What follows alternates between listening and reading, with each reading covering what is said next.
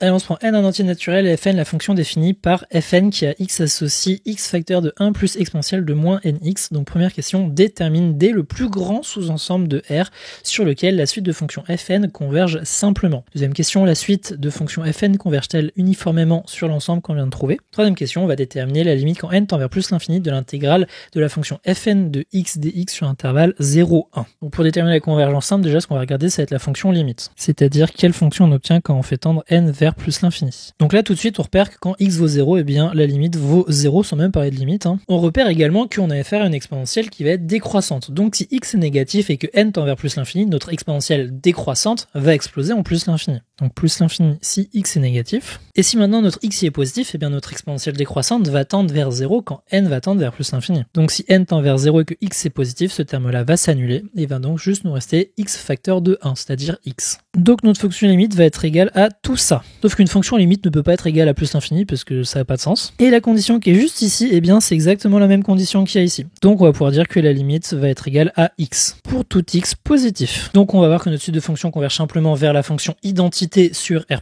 Donc on va voir que d est égal à R+.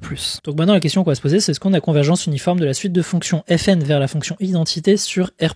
Donc pour rappel, la définition de la convergence uniforme, c'est si une suite de fonctions fn converge uniformément vers f sur un intervalle i, c'est équivalent que pour tout epsilon positif, il va exister un certain rang tel que pour tous les rangs passés et pour toutes les valeurs de x appartenant à l'intervalle, la différence entre fn de x moins f de x est tout le temps toute petite inférieure à epsilon, c'est-à-dire tend vers 0. Si vous avez du mal avec cette définition, j'ai fait une vidéo courte qui traite le sujet qui vous explique très bien une représentation graphique de cette définition. Donc notre point de départ ici, c'est de regarder si on a que fn de x moins f de x tend vers 0, peu importe la valeur de x. Inférieur à epsilon, de manière vulgaire, se dire tend vers 0. Donc on se prend x positif et on regarde la différence. On va donc avoir valeur absolue de x facteur de 1 plus exponentielle de moins x. Moins f de x, ici on a dit que f de x c'était la fonction identité, c'est-à-dire x. Donc si on développe, ça nous fait x plus x exponentielle de moins nx moins x. C'est-à-dire valeur absolue de x exponentielle de moins nx. Et vu que x est positif et que l'exponentielle est tout le temps positive, ça nous fait x exponentielle de moins nx. Donc vu qu'on veut démontrer que cette fonction tend vers 0 quand n tend vers plus l'infini, et ça peu importe la valeur de x, ce qu'on peut faire, pour démontrer ça de manière très simple, c'est de passer par la borne supérieure de cette fonction. Si la borne supérieure de cette fonction tend vers 0, alors toute la fonction va tendre vers 0, vu que la fonction est positive.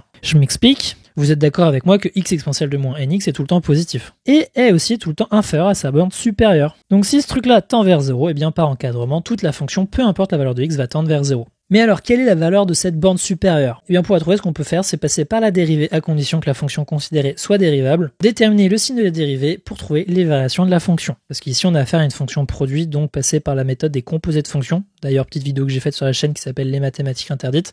Ici, on pourrait pas, parce qu'on a affaire à un produit. Donc, pour trouver la borne sub d'une fonction produit, ce qu'on peut faire, c'est passer par la dérivée. Donc, moins nx est dérivable, parce que fonction polynomiale. Exponentielle est dérivable, parce que l'exponentielle, c'est infini. Et on a une multiplication par x qui est aussi une fonction polynomiale, donc par produit et par composé de fonctions dérivables, eh bien la fonction est dérivable et on va pouvoir calculer sa dérivée qui est égale à exponentielle de moins nx moins nx exponentielle de moins nx, c'est-à-dire exponentielle de moins nx facteur de 1 moins nx. Donc le signe de la dérivée va dépendre de 1 moins nx. Et ce truc-là, peu importe la valeur de n, c'est une fonction décroissante parce que c'est une fonction affine, qui va s'annuler d'ailleurs quand x est égal à 1 sur n, donc ça nous fait du plus et du moins. Donc notre fonction x exponentielle de moins nx va être croissante puis décroissante. Et notre petit sup va être atteint quand x est égal à 1 sur n. Donc ce truc-là, on va pouvoir se le majorer par x qui vaut 1 sur n, donc ça nous fait du 1 sur n exponentielle de moins n 1 sur n. Et ce truc-là, eh bien, c'est égal à 1 sur n exponentielle de moins 1, qui tend bien vers 0 quand n tend vers plus l'infini. Donc on a démontré que pour tout x positif, la limite quand n tend vers plus l'infini de la différence de fn de x moins f de x en valeur absolue tend vers 0. C'est-à-dire qu'ici, on a notre petite définition avec nos quantificateurs, c'est-à-dire qu'on va avoir la convergence uniforme. Donc la suite de fonctions converge uniformément vers f sur R+.